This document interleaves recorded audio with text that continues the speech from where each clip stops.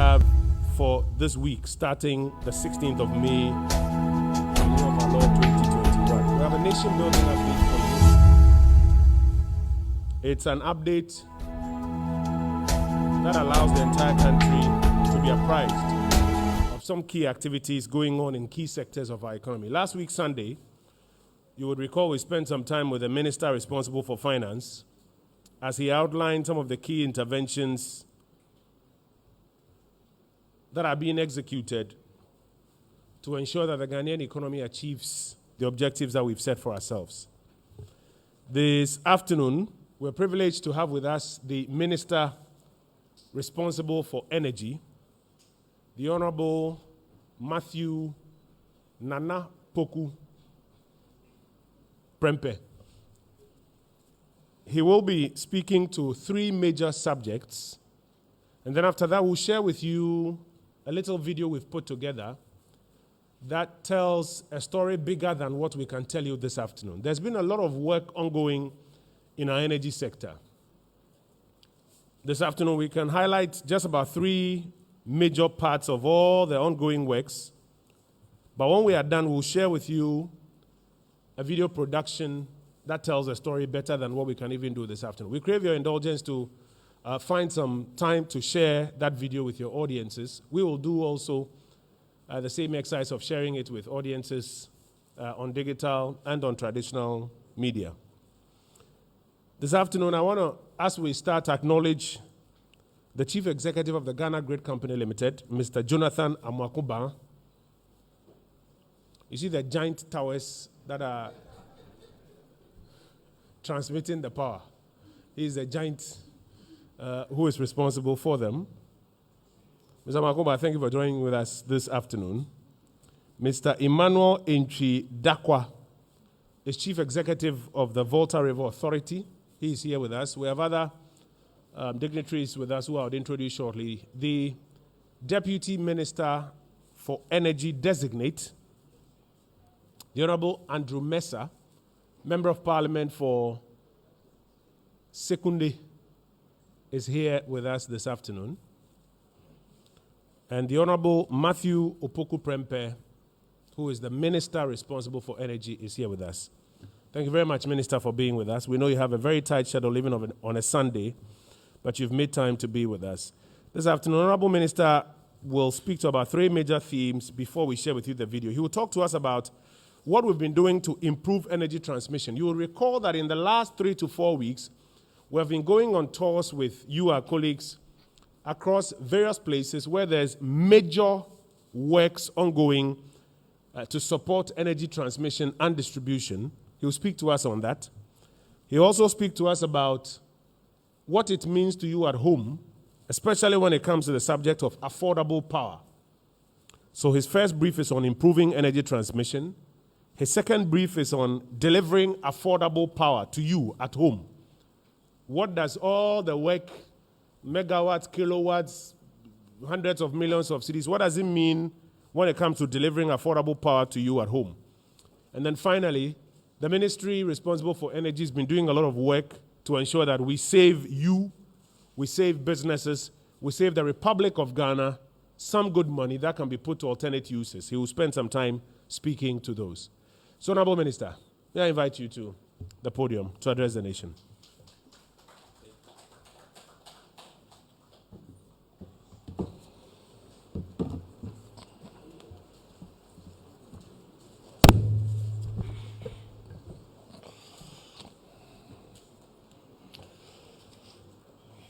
Thank you, Honorable Minister, for information. Thank you, Honorable Deputy Minister Designate. Good afternoon and welcome to today's function.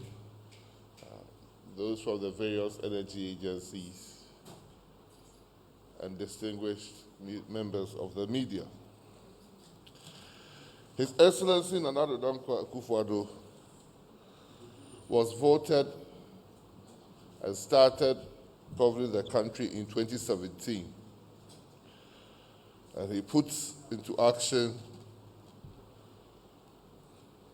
his accelerated transformation of our country that continues till today. A lot has been achieved in the last 4 years across the various sectors, and the work is still ongoing.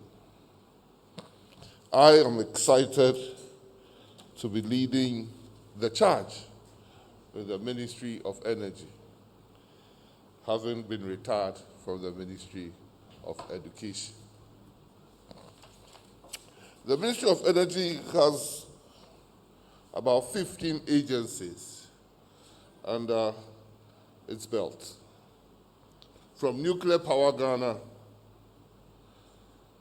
to bulk oil storage and transport, through Ghana Cylinder Manufacturing Company and Bui Power Authority. Before I even got settled as a Minister of Energy, there seems to be in this country, or there was in this country, frequent interruptions or outages of our electricity system. Today's brief would attempt to discuss the power sector and what the government is undertaking. We would request a special day to come and do what is happening in the petroleum sector. So I spent my first few weeks with stakeholders and agency heads visiting grid company to find out what was happening, because they had explained in various circulars and press statements that the power interruption that was going on has to do with one, either a pressure failure of the gas from ENI, or as a result of the transmission works that was ongoing, that necessitated momentary outages so that people could work on those lines.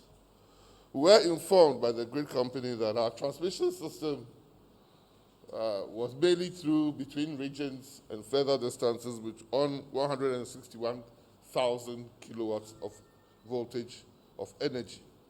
To transmit across large areas, you have to transmit at higher voltages, so that when you get to where you want to go, then you bring it down through bulk supply points and ECG supply points. So I did visit, together with your esteemed selves, Ghana Grid Company. And there we saw, I've never seen it myself, human beings hanged on these things in the air, trying to string new wires to improve and to strengthen the transmission system of the country. The transmission system of the country had been in place between the 50s and the 60s.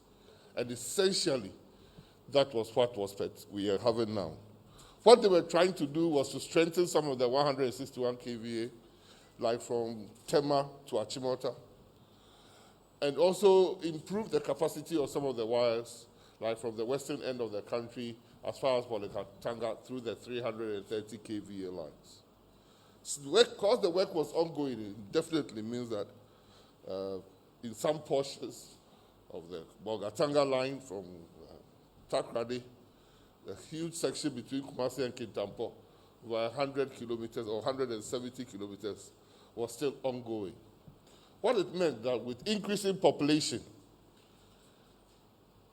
we were transmitting on the same lines that we had in the 1960s and the 50s, meaning there was congestion and was failure sometimes on the line.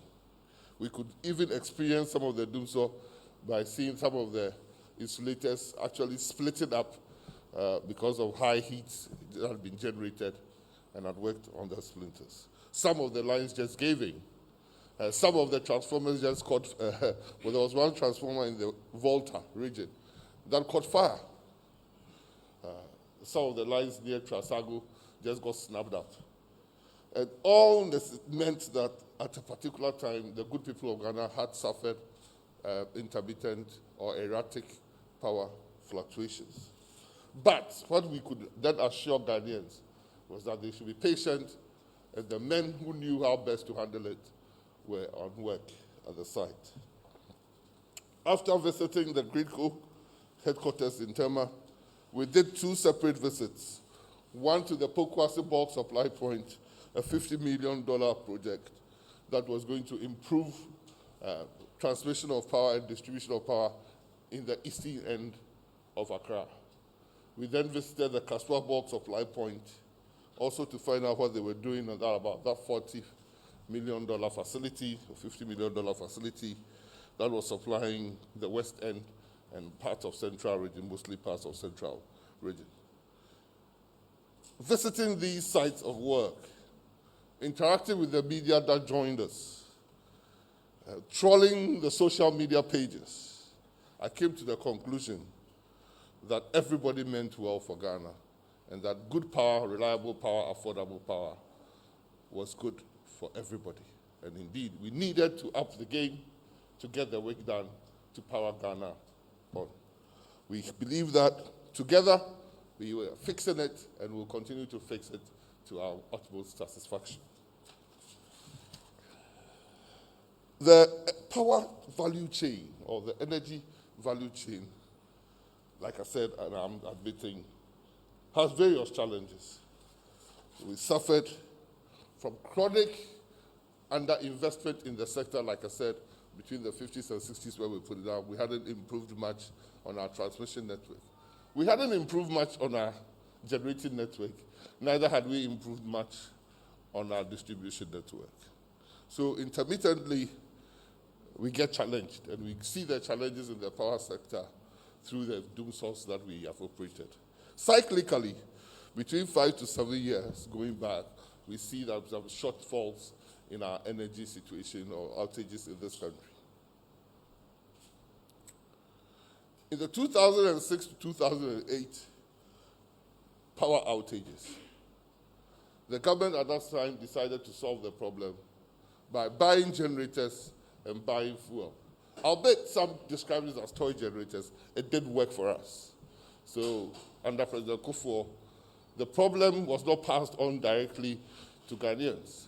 The central government used its own funds to procure the generators and to procure fuel for those generators to run. From 2012 to 2016 power outages, the government at that time decided that they would solve the problem by signing power purchase agreements, either on emergency basis or on urgent basis. Being in crisis and signing those agreements meant that the stronger one was the one who was able to bring you the generating sets to generate. Also, we should remember that we had gone into a cash crunch into the country and have gone to visit IMF for solutions. It meant that we were seriously curtailed as a country in our ability to make revenue or make money to be able to buy the fuel to power our generating sets. So the problem that started with not having enough funds to buy fuel for our generating set became compounded because the population is also increasing with a shortfall in the generating. That shortfall and lack of fuel meant that we experienced a protracted level of doomsday that this country had never witnessed. In fact, for 4 years, we had doomsday. This doomsday led to a national power outage that ECG came out with a program for the whole country when somebody will be off or on. It started from 12 hours. It ended up probably 36 hours. And sometimes it went even for days without following this thing. So emergently or urgently, the government signed various forms of power purchase agreements. Some of the power purchase agreements, and because we were in desperate times, meant that, like I said, the generators had the upper hand. If I come and charge you and you say you don't want it, I go, you sleep in the dark. So we signed these, what we call over 40 PPAs, power purchase agreements, mostly on the basis of take or pay. They wanted government guarantees and they demanded government guarantees. And also, because we didn't have the money and the central kitty was empty, we had increasing levels of PRC tariff over that period. So even though we were in protracted doomsday, we had also increased levels of tariff deposition that we would show. So ultimately, Nanado came into office at the background of some of those challenges. When His Excellency got into office, one of his first things he did was to issue order that the Ministry of Finance finds money to pay for the fuel. Because we had signed these generators on a take-or-pay basis, the fuel bills were piling up, and the generators, because it was take-or-pay, was also building out the debt. It was to find the money, pay the fuel suppliers, pay the generators for what they are generated, and get the commitment for them to continue bringing us the power. So largely, the last 4 years of the MPP government, we saw no doom so, or as we call it, we'll solve the problem and do so.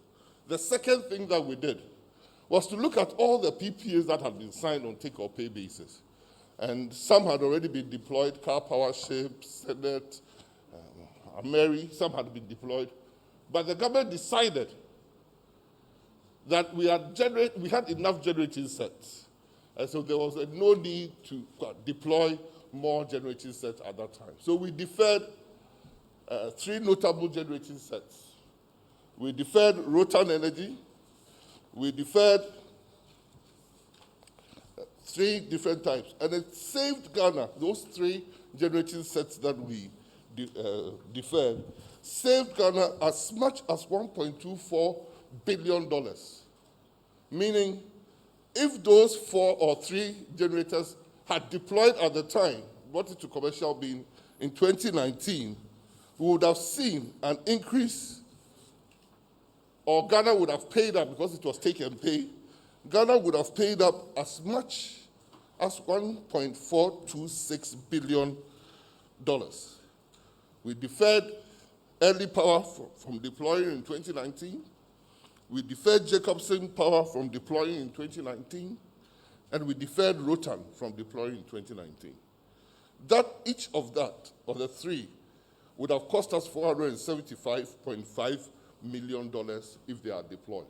So just by deferring deployment, we saved an excess of nearly $1.5 billion.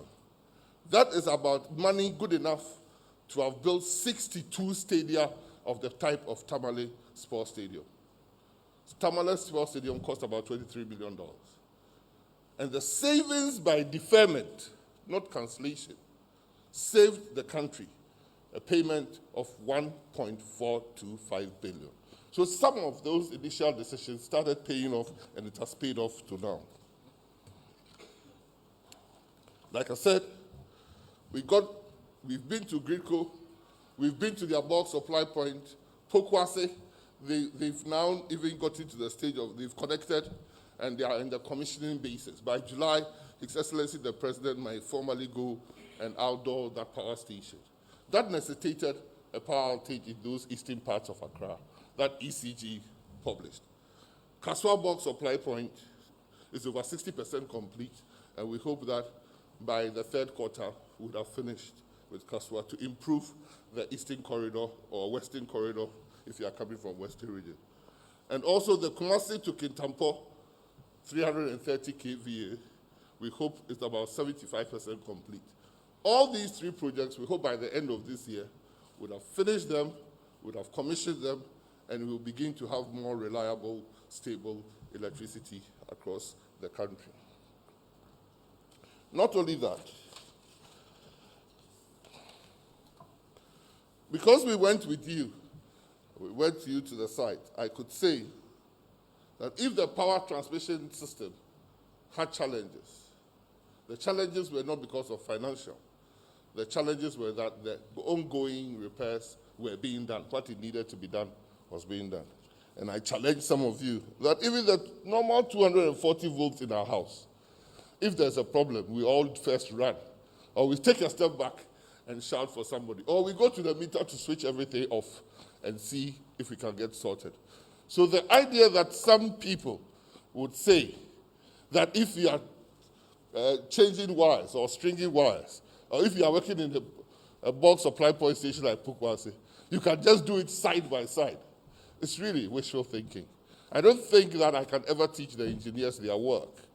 But we went there, we spoke, or you spoke to the engineers yourselves, and they told you what was going. I doubt nobody will let his son or daughter go and work at 161,000 or 330,000 kilovolts and expect power not to momentarily support. We would never, Excellency, would never ever put Ghanaians through undue hardship if it can be avoided. When you go to Kumasi and the surrounding areas, who are also having challenges with their power, my first statement as a member of Parliament for Menchia was in 2009. And that statement is still existing in the Hansards. And I talked about the difficult low voltages and challenges we are having in Kumasi. If it did exist in Kumasi in 2009, such that I could make a statement, and not much has been done, and the population has exploded virtually, people should understand that currently, Kumasi is the biggest city in the country, land-wise, spatial, and population-wise. After Accra was divided into many, many metropolitan and municipal areas, Kumasi is the single largest contiguous city in the country. That 2009 statement I made is even more profound now. Now in Kumasi, you sit in your house and 4 or 5 times the power goes and comes. That cannot be an outage purposed by ECG. These are challenges with the voltages that are going, and obviously it doesn't stand. To the people of Ghana, we can say, please be patient with us, because VRA, ECG, and GRICO are undertaking some serious work in our area, including the government, that will lead to a solution of the problem, and very soon. Because, like I said, we are transmitting our power on 161 kV watts, because of the congestion, holding voltages and a long transmission between the western end or the eastern end of the country on the coast to Kumasi. By the time we get to Kumasi, the power becomes unreliable, meaning the voltages are not as stable as we expect it to be, causing changes. When the 330 kV line gets to Kumasi, it breaks before it goes to Kintampo. The work being done in Kumasi would mean that that load would not need to go through the Kumasi stations, substations, to get to Kintampo, freeing up space and making power more reliable. Moving a Mary plant, as we have indicated, from its coastal basin to the middle belt would ensure a balancing of the voltages and stabilization of the power network, improving reliability and stability in Kumasi. And we promise the people of Ghana that that is fixing the problem of Ashanti and the northern parts of the country as far as the voltages are concerned. We hope that by the end of the year, that power problem will be no more. These voltage problems were partially mitigated if Bui Power was going to be fully on board. We don't control the water, one of the problems with renewable energy. Our investigation tells us that our counterparts in Burkina Faso have put up a dam higher up, severely constraining the amount of water for Bui.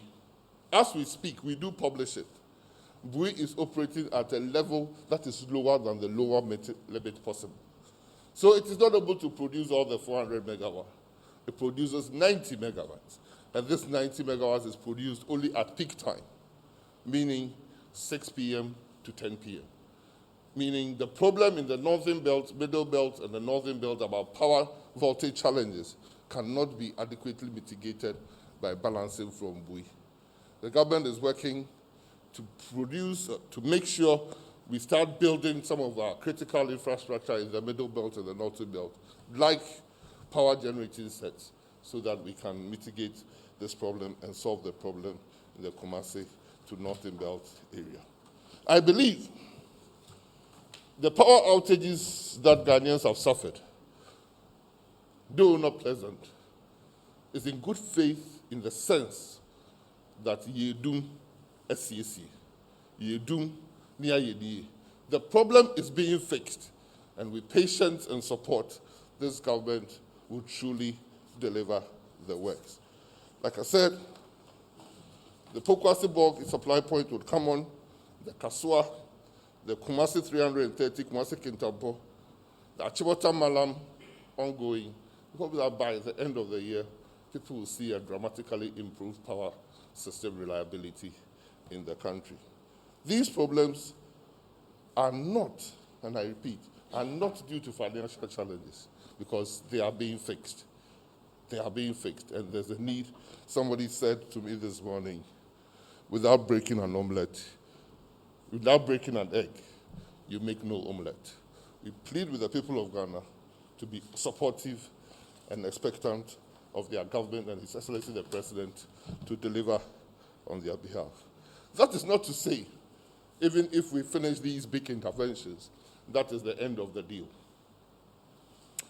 We, last week and 3 weeks ago, last 2 weeks and about 3 weeks ago, together with the ECG MD and the Greenco MD, who were in Ministry of Finance, to ensure that the critical interventions yet more needed to be done to make the system even more better will get fully funded. Greenco came up with 3 critical problems, all to do, I must say, with either improving bulk supply points or stringing 330 kilowatt kV lines. Their first item that they proved to be very, very critical was to increase their capital expenditure or find money to the tune of about $326 million to improve certain further lines on the Western Corridor. Critical or priority 2 was construction of more bulk supply points in Takoradi, Kumasi, to ensure that the system is more reliable.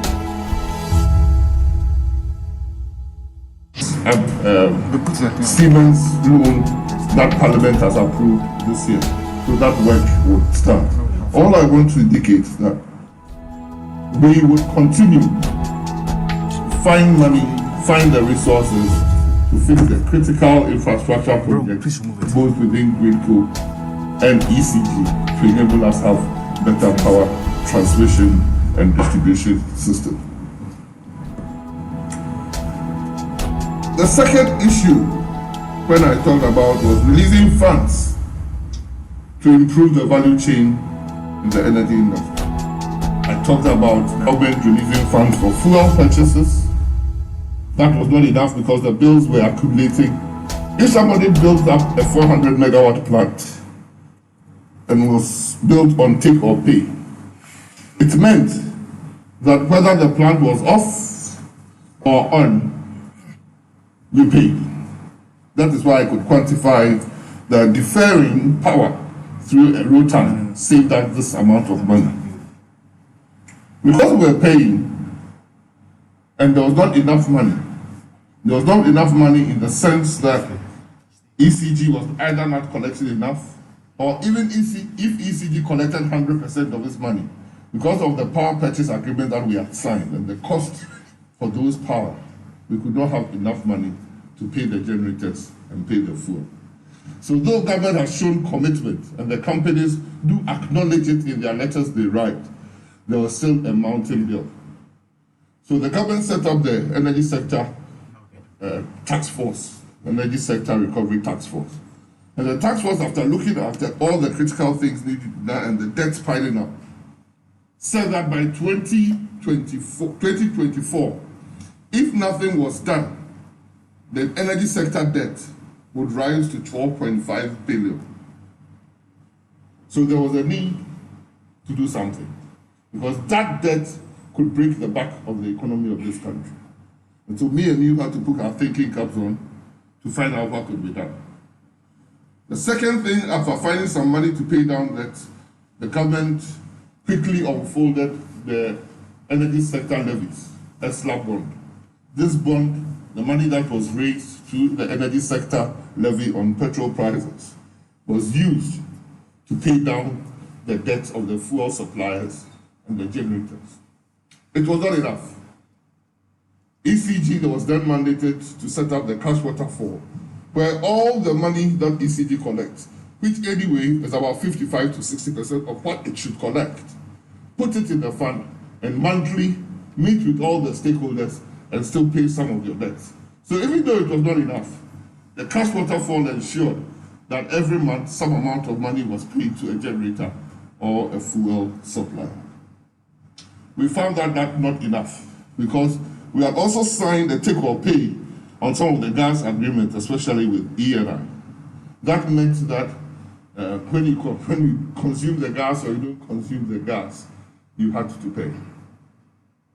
So we set up a gas clearinghouse that central government made additional monies available, or is going to make additional monies available to gas suppliers, because most of our gen sets now use gas. Gas suppliers to pay further costs. And in the last budget, to make sure that we get on top of this, we set up the Delta Fund that caused the increase in some of the taxes on fuel again, all in order that we can put the lights on and power the country. Government is acknowledged in March last year, ECG made a publication that government owed its amount of money that government had paid, 2.63 billion Ghana cedis. Government was paying on behalf of all ministries, departments, and agencies that were not metered, or were not being billed, or were not paid. The government cleared this debt out of ECG. We realized that ECG is not still raising enough money from the billings that they put out. Government plans to set up a revenue task force to make sure that they go around and make sure that those who are bypassing or not paying would pay, so that we could pay GRIDCO, we could pay VRA and other generators in this country. We would accelerate smart prepaid metering deployment so that we could remotely see what is happening to those that we are billing.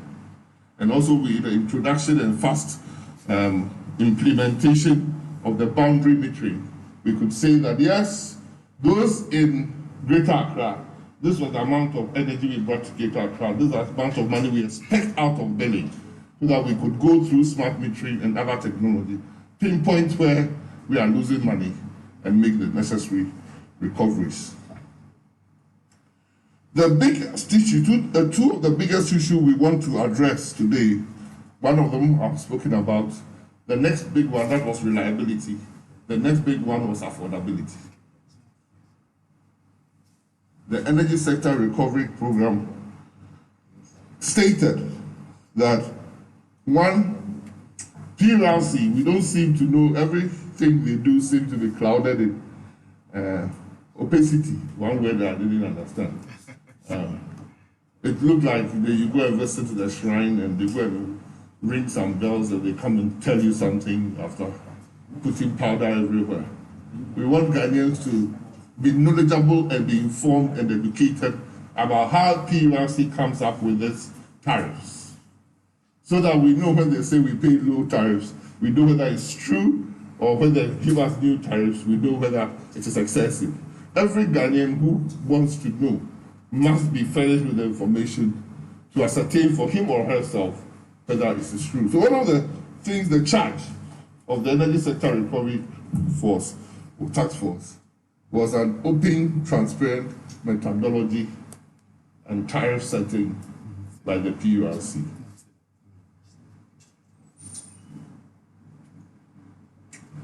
The second thing we find in this country is that the more electricity you consume, the more you pay. So, just take example, that ones that we all can relate to. If you go and park your car at a Shell filling station, and your car tank takes 100 liters, and the price for a liter is 1 cedi. If you put in the 100 liters, you pay 100 cedis.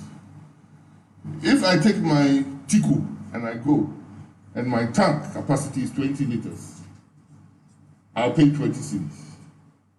If the truck driver's tank is 30 liters and he goes, you pay 30 cedis. With electricity, they've already determined that from tank 0 to 10, or 1 to 10 liter tanks, you pay 1 cedi per liter. If your tank is 11 liters to 20, for that 11 to 20, you pay 2 cedis. If it's 30 liter tank, from 21 to 30, you pay 3 cedis. So if you have a 60 liter tank, the first 10 was 10 cities. The next 10 was 20 cities, making it 30. The next 10 was 3 cities, which is 30, making it 60. So you will pay about 90 cities for your 60 liters because we have a graduated tariff. The first 10 is 10 cities, the next 10 is 2 cities, 20, the next 10 is 3 cities, 30. So we pay 60 cities. Whereas in petrol terms, you would have paid 30 cities plus 1 liter. Not only that, that is excessive. So if you have a hotel, you are in the top bracket and you pay higher. But that was not all. Once you move your car tank from 0 to 10, 12 liters, you no longer pay the first 10 liters as 1 cedi. You pay all the 12 as 2 cedis. So instead of thinking you would have paid 14 cedis, you would end up paying 28 cedis. So the higher you go, the more punitive the graduated tariff became. This is one of the biggest disincentives for especially small-scale industry in the country. They are paying excessive amount of money for their tariff.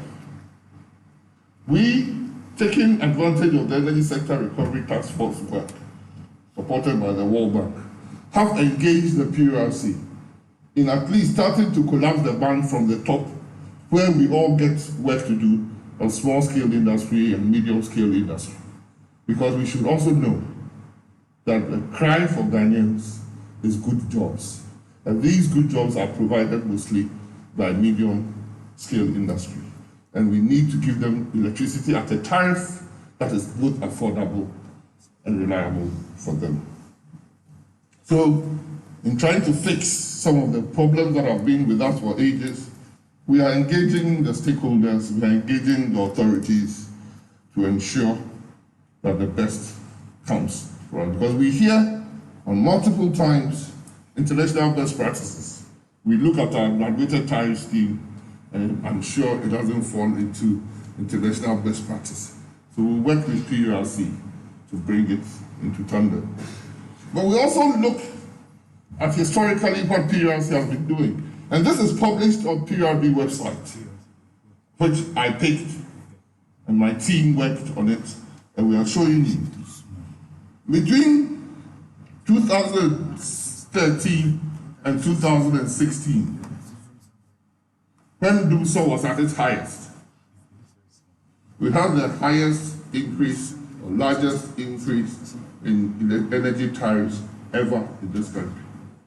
Between that period, we increased the energy tariff by 288%, from the figures in 2013 to the end of the period 2016. From the period 2017 to now, from the period real value, real prices, from the period of 2017 to now, we have seen a reduction in every band of PURC tariff. That if Nanado came to inherit a tariff of lifeline consumers of 33.56 cedis, pesos per kilowatt, I'll give this example. For lifeline, in 2008, when President Bufo was leaving office, it was 9.5 pesos per kilowatt hour for lifelines. That is 0 to 50. When President Mills, I would say, handed over to President Mahama, it was 9.5 pesos. When President Mahama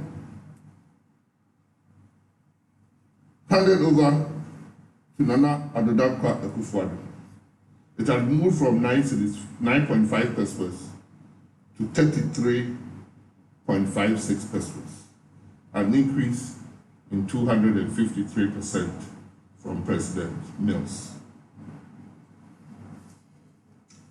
When Nana Addo came into office, it was 33.5 pesos, 6 pesos. When he handed over to himself, as we speak, is 32.61, a real value decrease over 4 years. When you go to those who pay between 51 to 300 units, when President Mills came into office, it was 12 pesos. When President Mahama came into office, it was 17.5 pesos. When Nana Addo Dankwa Akufo-Addo came into office, it was 63.33 pesos, an increase in 283%. As we speak, it's 65.42, a decrease on President Mahama's term, a 2.28% decrease. For those who are in Band 3, when President Mills came into office, it was 16 pesos. When President Mahama came into office, it was 22.8 pesos. When Nana Addo Dankwa Akufo-Addo came into office, it was 87.38 pesos, an increase in 283% from President Mills. As we speak, the Nana Addo inherited it at 87 pesos, and it is now 84.9 pesos. The Band 4, which where you get to most hotels and small scale industry and things like that, President Kufuor handed over to President Mills at 19 pesos. President Mills handed over to President Mahama at 22.35 pesos, at 80% jump. President Mahama, the 4 years of doing so, moved it for 22.35 pesos to 97.09 pesos, an increase of the scale of the band that contributes most to the workforce of the country in the period of doing so was 384%. As we speak, under Nana Addo, it's 94.33 pesos, a decrease in 2.8. So invariably, over the last 4 years, His Excellency Nana Addo Dankwa Akufo-Addo, irrespective of inflation and everything, has in real terms decreased utility prices in the country. Cumulatively over those 4 years of all those governments, President Mills' 4 years, 2009 to 2013 January, there was an average 27% increase in tariffs. Between 2013 and 2020, or 2017, there was a 288% increase. And between 2017 and 2021, there was a minus 2.8%. Brothers and sisters, this is fixing the economy. This is ensuring that the 4 years includes everything we did. It includes 4 years of partly free electricity, partly no price for water or 0% for water. But in totality, prices, real prices, for the first time the records come true. Under PRC, this is published on the PRC website. Real prices across the 3 or 4 banks, real time, decreased only under His Excellency Nana Addo Dankwa Akufo-Addo. Then, apart from tariff adjustment that I've spoken about, our plan and our climate change agenda envisages that we deploy renewables into the system. But before we did deploy renewables, the supply side is bringing in the power, and the demand side too, we have something we call energy conservation. We do recall that President Kufuor retooled or resupplied us with CFL bulbs, and that saved us about 110 to 120 kilowatts of energy. Under megawatts of energy. Under Nana Kwaku, we have distributed 12 million LED bulbs, which even saves energy more efficiently than CFLs. We distributed 12 million LED bulbs with an energy saving of 91.8 megawatts per hour. Total savings per year is 64.5 million Ghana cedis. If you increase your demand, you save more money.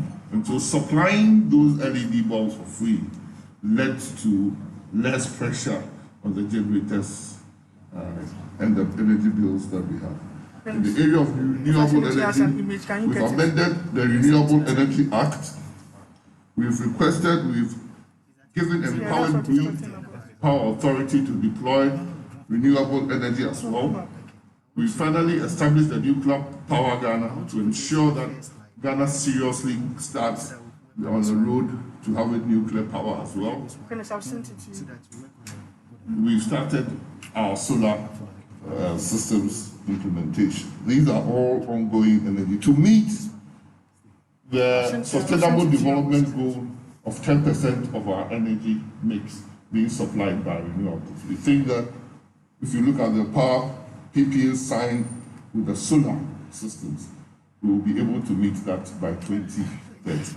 This is fixing and ensuring that international commitments that Ghana has gotten into itself, we still make sure we deliver it in our energy. I already talked about how we are saving money. And I've talked about one of the other things the energy sector recovery program outlined was that the energy value chain from suppliers through generators, transmitters, distributors, all the entities there to be financially solvent. A break in the chain affects every part of the chain. We've seen a break in the chain from the generating side in this country. We've seen the break in the chain from the fuel supply side in this country. We are currently seeing the break in the chain in the transmission side of this country. And then the elephant in the room, ECG, that we are tackling. So all those four entities, or players in the four entities, private sector, public sector, should be financially solvent, because without them being, we will not have the energy we need to power the country. The index for the development of the country is your energy supply in the country. How has government done this? When government came into office, the fuel suppliers supplied the most expensive fuel for the generating sets that we had. That alone was a problem. Those that even had dual fuel, that could use gas and other forms of liquid fuel, there was no gas. The only gas that was available was air gas for VRA generating sets. So those were very expensive fuels. And so government had to take certain decisions in ensuring that most or all the generators use gas. And I can say on authority that as we speak, the only generator that is using something else than gas is probably AXA, using HFO. So all the generators are now using gas. Gas is far, far, far cheap. Even though our gas is expensive, if we're still using LCO, HFO, RFO, and diesel, we would have been having energy bills that we could not even dream of our grandparents pay, grandchildren pay. So we relocated car power from the eastern part of the country to the western part of the country where there was gas. That alone, that movement alone, and changing to gas, saved us $100 million a year, or saves us $100 million a year. Government paying the bills of the MDs, that means the ministries, department, agencies of government, saved us about $150 million in losses to those financial entities in the sector, or paid that much. PRC tariff reviews We quantified it at about 150 million per year. That would have been on top of what the Ghanaians are now currently paying. There's something called WACOG reduction. The WACOG reduction is nothing fanciful. ENI was developing a field called Sankofa. And in developing the field, the contract said that every amount of money that is saved, every $100 million that is saved, would ensure that there's a reduction in the cost price of gas that they had agreed. So if the gas price, example, was $10, for every $100 million you saved, you won't pay $10, you pay about $9.50. So if you save $1 billion on the field development, which will translate to maybe say $10, you take that $10 off. So we accrued some savings that was able to change the price of the mixed gas that we all use from $8 to about 6 point something. That saved us about 30 million a year. Connecting, making sure we connected the pipe, the gas from the existing West Africa gas pipeline. Also, we had some savings that we done. So that savings in the power sector accrues about $445 million a year. That's ongoing. And the deferment of the 3 PPAs, like I said, saved us $1.426 billion. That is what I say can build 62 stadia of the size of Tamale in the country. That is a government working in the interest and on behalf of the people of Ghana. And I do believe that Ghanaians, in voting for His Excellency Nana Addo Dankwa Akufo-Addo, had felt some of these positive changes in their life, and that is why. And Nana Addo would continue to give the leadership, provide the leadership that will accrue to the ordinary citizen in this country. What more is being done? These savings, we have saved them, but what else are we going to do? As we speak, there's ongoing negotiation with all the PPAs that I said, over 40 PPAs that have been signed. Apart from those that have been deployed, we are quickly going through one by one all those PPAs to ensure that they reduce their cost to us and possibly move on to a different cost charges. We are also renegotiating the gas price itself from the Sankofa field with ENI. Like I demonstrated, these savings for the 3 PPAs I already talked about. And we have also moved on in that we now, like I said, some of the things that killed us was PPAs done desperately. So we have said that there's a moratorium on any further PPAs, and those that were even about deploying, we have deferred. But going forward, Ghana, our demand is rising at the rate of about 7% per year, 5 to 7% per year. And so we have learned our lessons. So going forward, it cannot be business as usual. We need more generating. As of now, our maximum demand is about 3,200 megawatts. Our installed capacity is over 5,000. So we are safe for now. But to go into the future, what we are saying that is we won't sign take or pay PPAs again. That business model is fantastic when you are desperate for the generator. Now we have moved into a second phase. We want to sign new PPAs, and then we are going to sign new PPAs. And thanks to some of the companies that are already in the country, we are headed in that direction. We are going to do take and pay. We are going to only pay for the ones that we take. Excess charges of electricity we didn't use, but we have to pay for, amounted to $586 million a year. We don't use it, but we pay for it. Going forward, it is the only ones that we use that will pay. That business model of paying for things that you are not using is the best business model for every entrepreneur. I produce 1,000 cars. Whether we need it or not, we will pay for 1,000 cars. I produce 1,000 bottles of Coca-Cola.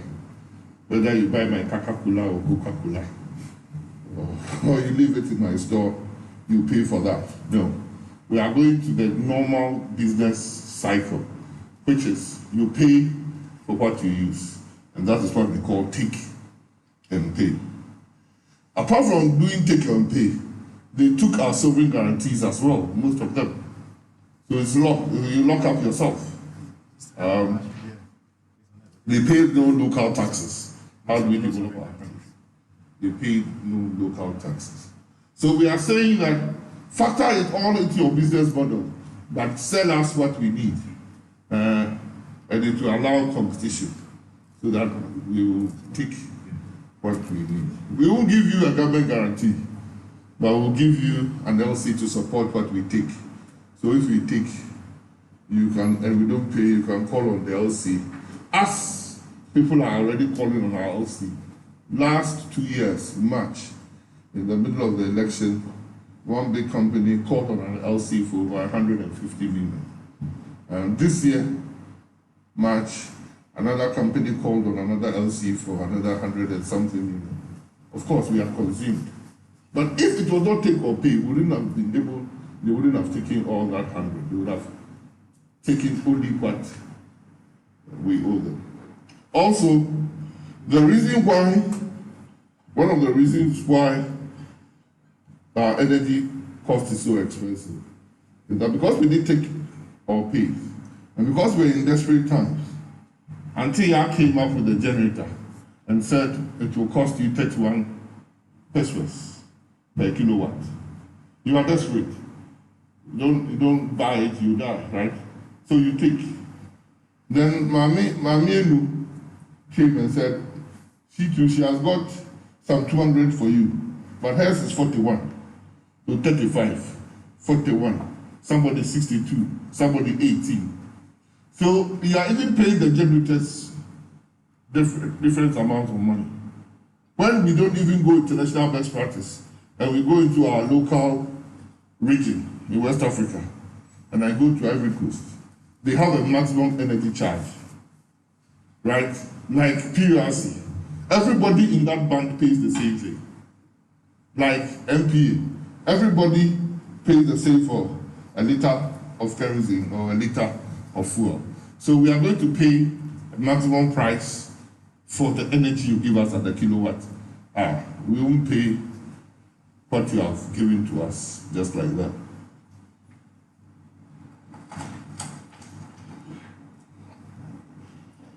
I would like to draw an analogy that I've already used in fuel prices since 2009 and 2021. Fuel prices. I've used the same date on every year for the 4 years. And the reason is simple. At that date, there was a new president in office. And that day, same date happened to all the 4 presidents. In 2009, price of the petrol liter was 82 pesos. In 2013, it was 170 pesos. In 2017, January, when Nanado was sworn in, the price was 406 pesos, a jump of 138 percent. In 2021, that same point, it was 486 cities, 20% increase. So in real value, the rise of the price of fuel, the lowest rise had happened under His Excellency, Nana Addo Dankwa Akufo. But this story will be continued when I do my section on petroleum sector activities in Ghana. But I want to demonstrate that since His Excellency Nana Addo Dankwa took office, all he has done is to work and provide the leadership that the ordinary citizen will be better off. He is fixing the problems he inherited. That is why Ghanaians gave him a second mandate. And I believe truly the best government to fix Ghana's problems is the NPP government led by Nana Addo. Thank you.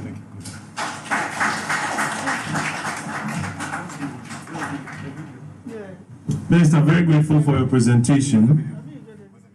A lot of material you've given us, but I tried to make some notes and capture the big standouts for me. First is that the power transmission upgrades are on track. And you gave us various works going on in various areas, how much it's costing, and the fact that it is on track. It's been one of the major things that Ghanaians have been asking about. You've taken us on tours, but this afternoon you update us that they are on track. Second is that you are continuing, the Ministry of Energy is continuing under the leadership of Nana Addo Akufo-Addo to ensure that tariffs are affordable. And it was very interesting. Colleagues, can you take me back to the tariff slide? Very interesting looking at the tariff increases in the past and actually the decrease in the last 4 years. Can you take me back to that slide? And then thirdly, one of the big things I noted in your presentation is the rationalization of the tariff regime, or the PPAs rather, the rationalization of the PPAs that ensure that we are saving about, did you say $1.4 billion? And that's equivalent of about 62 Tamale Sports Stadia. That's how much we've saved, based just on the rationalization of the PPAs. No, not this one. This is the rationalization of the PPAs. There's a slide on the increase and decrease in tariffs that Minister showed us.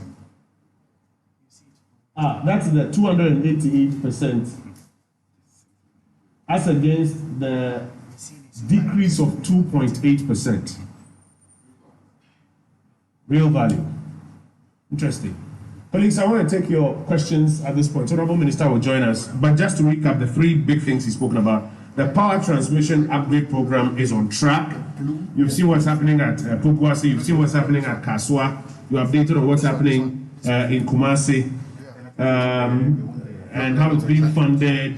Yes, it's temporarily inconveniencing. I was telling somebody the other time that when I used to travel from Tema to Accra, when the Tema motorway works, or the motorway roundabout works one way, it was a very inconveniencing time. But today, I think it's a nice thing that we all drive on. And that's what the Honorable Minister is talking about. But that program is on track.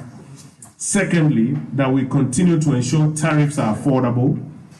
288% increase as against minus 2.8% decrease, real value. And then thirdly, a whopping $1.4 billion of savings so far. That can build 62 of the Tamale Sports Stadium. That's money we would have otherwise paid out. Wow. So, the microphone is available. Please show your hand and I'll have the microphone directed to you and then you can raise your question. I'll take 3 batches of 4 at least, and then we'll have an opportunity to. There's a lady at the back. I'll start with the lady. You know we are biased towards ladies. Is that Sarah? Yes, so I'll start with Sarah, then I'll come to a gentleman there. Are there any other takers? 2 more? 1? Is there a 4th? In this first batch. Sarah, let's start with you. Okay, thank you very much, Honorable. My first question has to do with government's assessment on the cost of the erratic power supply that has been going on so far. Have there been any cost put to it? And the ECG came out with a timetable that hopefully tomorrow, Monday, 17th May, some parts of Accra, we are going to have this erratic power supply stop. You have just revealed to us that it's likely to, because it's a maintenance work and it is not doom so, but yeah, doom SCAC, it's likely to go further till the end of the year. Is it going to be the same parts experiencing the power outages, or it will roll other parts of the country into it? I also want to find out, transport fares are likely to go up by 20% tomorrow. The operators have put that across. What's your take on this development? Thank you. Thank you. I think on the matter of transport fares, the operators said they were having further meetings also. So this 20% tomorrow. But I'll give Minister an opportunity to respond to that. Yes, sir. Yeah, Honourable Minister, I'm Charles from Joy FM. I want to find out from you regarding the PPA. She stated that some 3 PPAs are being, deferred. But help us understand what happens to the 37 and the exposure to, possible judgment debts, how government is working to strike the balance along this line. And regarding the matters of the maintenance, is it a short to medium term or a medium to long term? What happens beyond this timeline? Thank you. When you say maintenance, are you talking about the upgrade program? Okay, so is it short to medium term or it's medium to long? Thank you. There's a third hand up here. Yes, sir. My name is Emmanuel, and I work with Asasi Radio. Now, my first question is still on the take or pay that we're going to. Sorry. My first question is on the take or pay. Are we going to involve those existing IPPs? Are you going to involve them? Are you going to renegotiate with them, or you are going to deal with new IPPs that are coming on board under the new business model you talked about? Now, secondly, we also talked about Sankofa gas being expensive. Now, if it is too expensive for us, we have other sources of gas supply. I mean, 10, Jubilee, and WAPCO or Nigeria Gas. So why don't we maybe shelve that, source for now and deal with the other sources so that we can have some minimal, costs of gas? Thank you. I want to take a final question for this first batch. Is there a final question for this first batch? Sarah Kwaku is asking whether there's a costs or impact analysis of the Boom CSC exercise that is ongoing. She's also asking whether it's the same parts of the country that will be experiencing it. And it's asking whether indeed transport fares are going to go up and what's our analysis of the impact. Charles is asking what's happened to the 37 PPAs if the 3 have been deferred. How do we answer the question of possible judgment debts as we go through this PPA rationalization program and this energy sector upgrade program that is ongoing? Is it, let's say, short to medium term or is medium to long term? Where would you categorize it? And Emmanuel is asking whether the take or pay movement to take and pay is for old IPPs or it's got to do with new IPPs that are coming in. And he's asking if Sankofa is so expensive, why don't you just ditch it and go to other options? Minister, where are your hands? Thank you.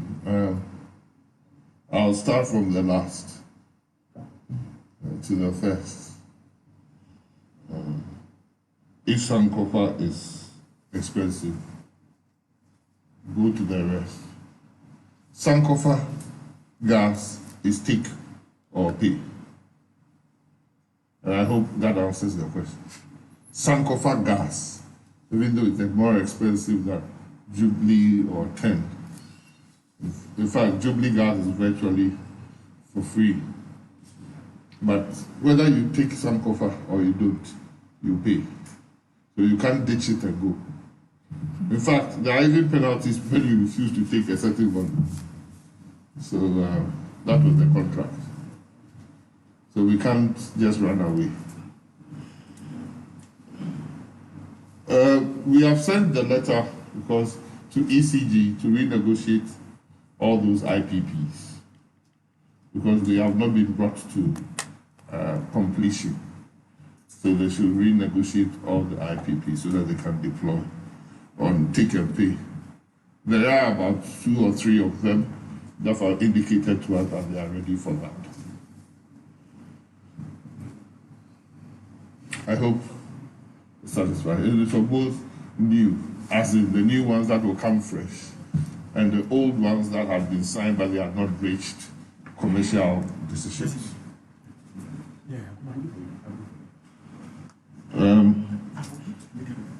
That was Emmanuel.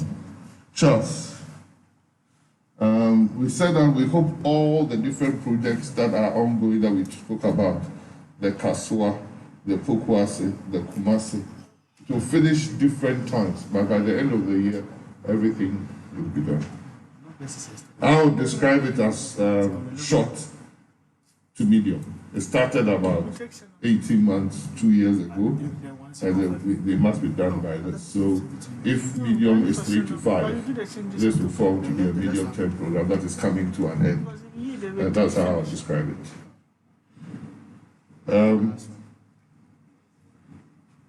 What is happening to the 37? There's an ongoing project like that we showed the slide that is renegotiating the different PPAs that were supposed to come to a commercial decision at a particular time differently. So there are different groups that they are being negotiated with. So it's affecting everybody. I hope that if you haven't raised a commercial decision because of certain things, we don't incur, we are not counseling anybody. We are not going to incur any judgment debts. That will do for Charles. Sandra, I don't know about transport price increase. But I know for a fact that there are 3 different components of transport price increases that are agreed at the National Council for Cooperative Transport Unions and the Ministry of Transport. And the last time we were briefed, my colleague and I at Cabinet, there were still ongoing discussions. So I don't know about tomorrow. But I know that in the public space, some different union is talking differently than the normal transport.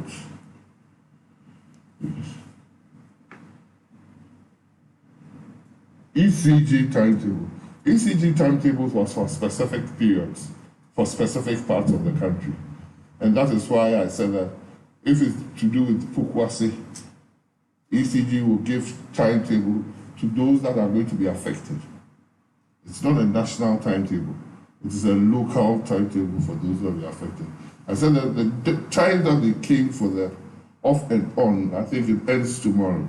But there will still be commissioning before we get everything. But it won't affect that. Timetable will not be relevant.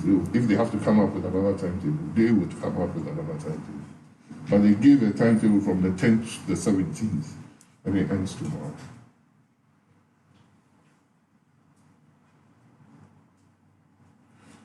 Yes, I don't have the figures now, but I'm sure the economists will be able to tell us.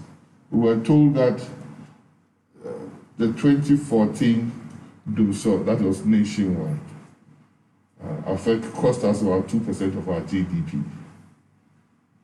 The 2014 DUSO, it was nationwide, cost us 2% of our GDP. This pockets of DUSO, I think they should be able to do the work. PRC and doing things will be able to come up how much it has cost. Thank you. Thank you. Minister, there was a question on social media. As I'm following those who are watching on Facebook pages, there was a question about the details of what goes on in the 12 hours when the power is put off in some of these areas. I think we took our colleagues in the media on a tour, and you saw all that is going on. The connection switching sometimes from 161,000 to about 300,000, and then the connection from Gridco to ECG. So all of that has been explained already. And this on a lighter note, it says that those who went to Prempeh and Opoku who say Doom CC, but those who went to Wesley Girls and Achimota, they say Doom Fix. And what do you say? Pope John, we don't have a name yet. We don't have a name yet. Colleagues, I take a second. But those of the market, those in the market, obviously Napo Duma Yidi. They say Napo. So perhaps that's the third category. Yes. 1, 2. Colleagues, this will be my final batch. I see 2 who have already asked questions. If I don't have any, then I'll go to them. So I'll start with the lady. We are biased towards ladies. Yes, madam. My name is Shelley from CTFM. So the minister mentioned that some 2.63. I can't hear.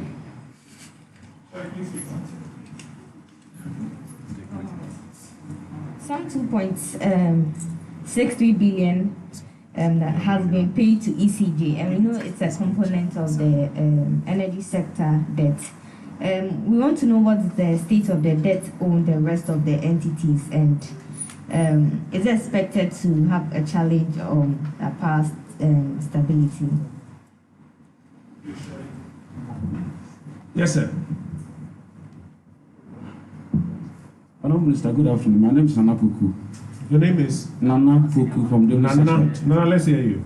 Yeah, I want to find out from the Minister, from where you sit, is there going to be a time where all the debt portfolios, VRE, all this, RICO, all this, government, all this, ECG, all this, is there going to be a time that we are going to clean up the table for sure that we are going to start on a very clean note, that the debts are going to be fixed once and for all? What is the modality are you going to use so that we don't get indebted in all sectors of the energy sector? And secondly, Mr. Peter Mewu made the whole country understand that the legacy debt has been fixed. Is it the case that it has been fixed? And then thirdly, sorry, I didn't get that again. Mr. Peter Mewu said? He said some time ago that the legacy debts has been fixed. Has it already been fixed? It has been paid off. So we don't owe some of these things that I'm talking about. That fits into your first question. And thirdly, there was a time when Dr. Rekumrobe, an energy expert, said that if Ghanaians want to have stable energy supply, then we must get a realistic price for energy. Do you share that view? And if it's true, what are we going to do? Thank you very much. Realistic tariffs. Minister, you may want to tie that in with the fact that we've reduced tariffs in terms of real value by about negative 2.8%. So then how do we answer the question of realistic tariffs if there are some experts who say that we should actually be even paying more than we are paying now? Charles, back at you. I'll give you the final word. It appears we are done with our questions, colleagues. So I'll give Charles the final word. Charles, go ahead. Honourable Minister, please, a little clarity here regarding the doomsday timetable for Accra especially. It ends on Monday. Are we going to be expecting an extension or it ends as it ends proper? Thank you. Thank you. Colleagues, that'll be it for all our questions. Minister, where are your hands? I think I'll start the clarity with this statement. There has never been a doomsday timetable for Accra.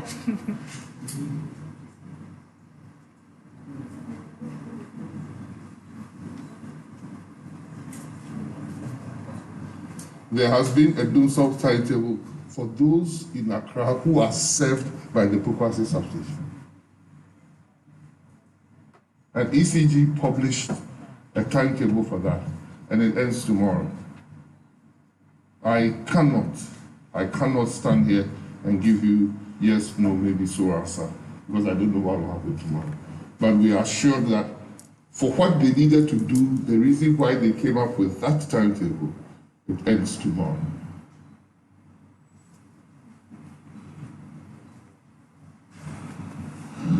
Oh, God. Realistic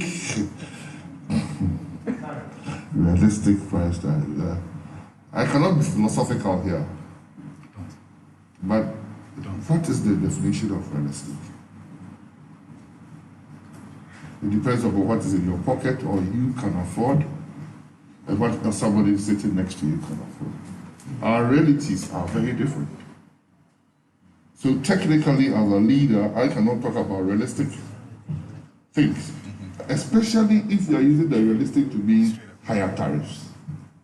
It has been demonstrated that over the 4-year period of Nana Addo Dankwa's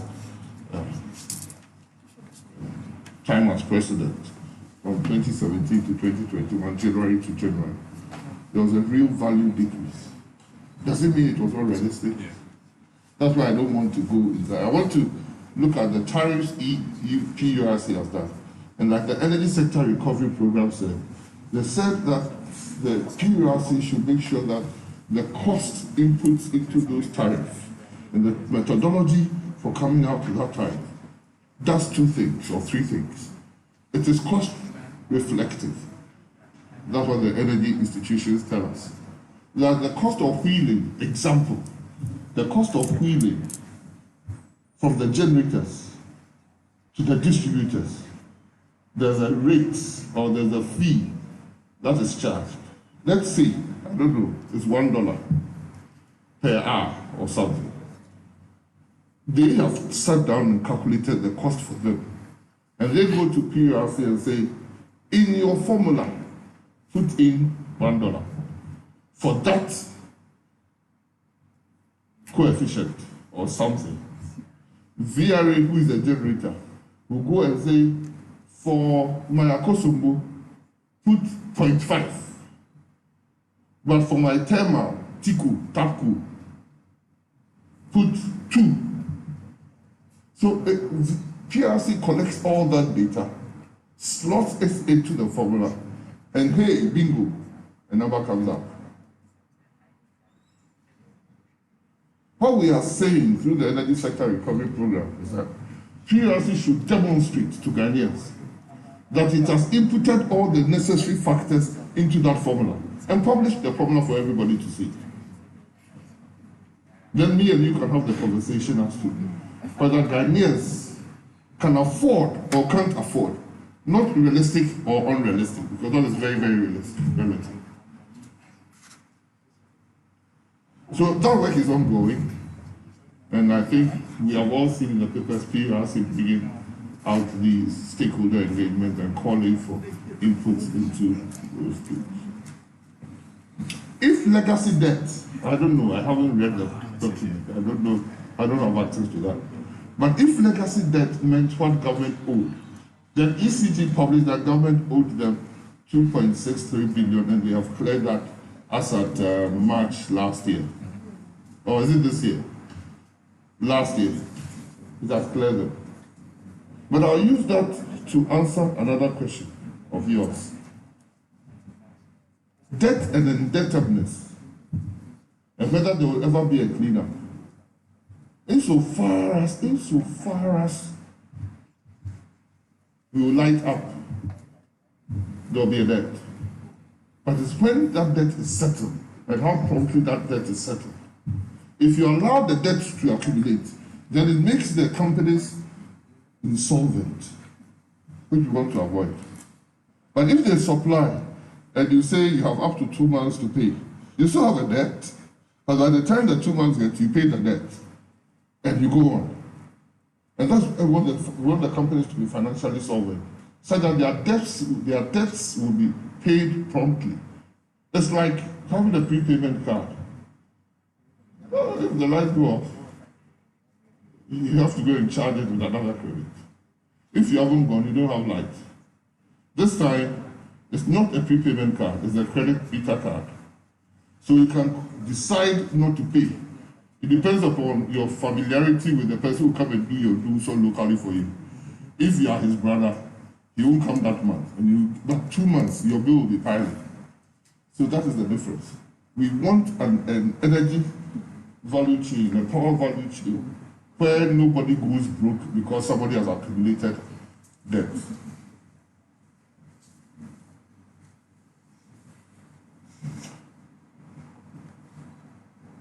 The first question, the City FM question was, if you could repeat it.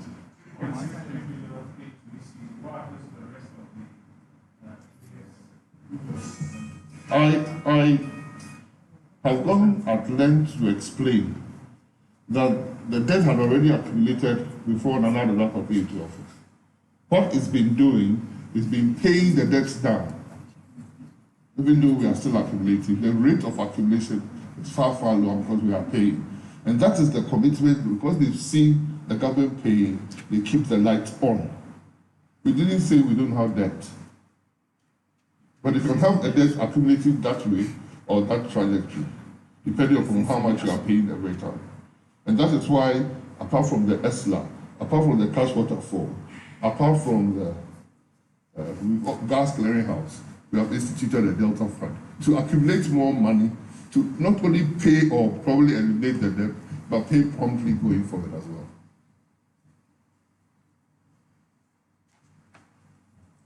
The 2.63 billion you talked about was to ECG.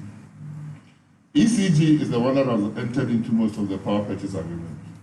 It buys the energy from the generators. The generators get the energy from the gas, right? So when ECG gets money, it has to pay its contractors, it has to pay its staff, it has to pay for its investment cost, it has to pay for the energy it's bought. So apart from If it doesn't collect the money, it must collect. Then there's a problem. So that is why we have to deal with the ECG inability to collect its revenues as a problem. I think that is it. Honorable Minister, we are very grateful that you made time this Sunday afternoon. I know the kind of schedules you are dealing with based on our conversations, but you made time to be with us, to share with us the updates on the sector. Three very big things you've told us: the power transmission upgrades, the power sector transmission upgrades on track, and you've given us the various details, including funding, etc. You've also explained to us how we are continuing to ensure that tariffs are affordable, and juxtaposed the tariff increases in the past with the tariff decreases in terms of real value to us.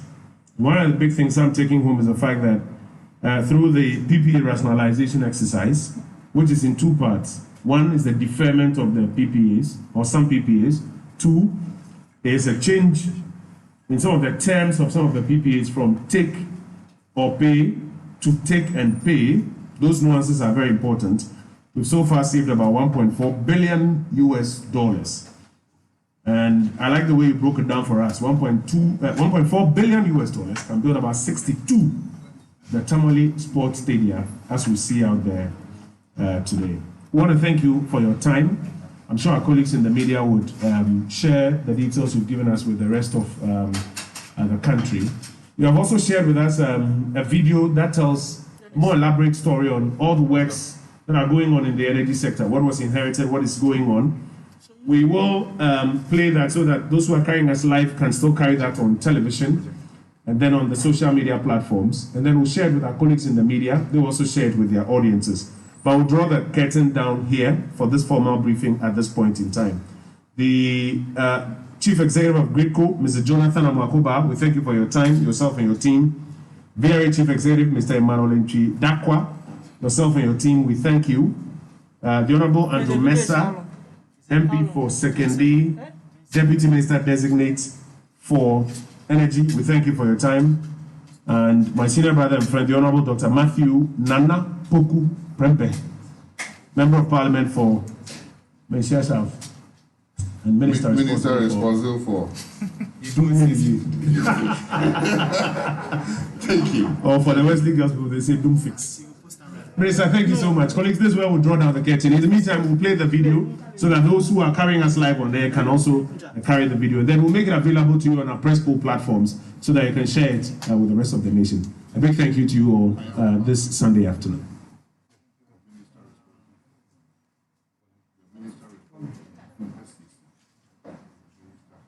Responsible, you do INE. Thank you. Minister responsible. I am Matthew Poku, the Minister responsible for Energy, the Minister responsible for Yidum SCC, and the Minister responsible for Yidum INE. Thank you.